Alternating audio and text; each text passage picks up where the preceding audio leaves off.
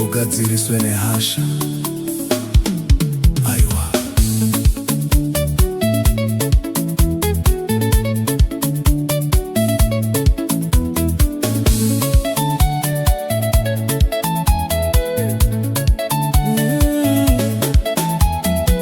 Ndakatsamwa moyo wangu wakatsva, ndichifunga kuti zvinhu zvichagadziriswa.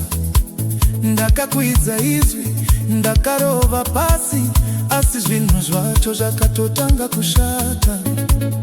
Hama dzakanditarisa nerudo, dzichiti shamwari chichiri kuitika. Ndakati ndiri kurwira chokwadi, asi kukunda kurwira rudo kwete kukunda.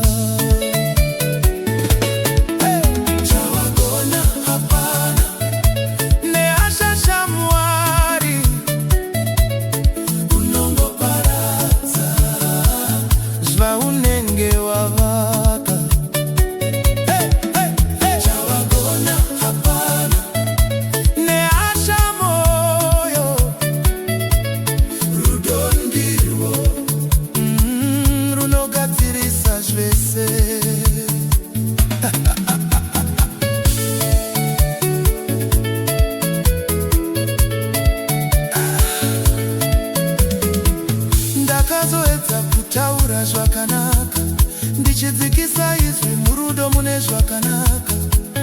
Ndikaona nzira dzichivhurika, pandakasiya kutsamwa ndikatora rudo. Hama dzakadzoka dzichinyemwerera, izwi nyoro rinodzora kutsamwa. Ndakaona kuti simba risi muhasha, asi mukuzvidzora nemukuregerera.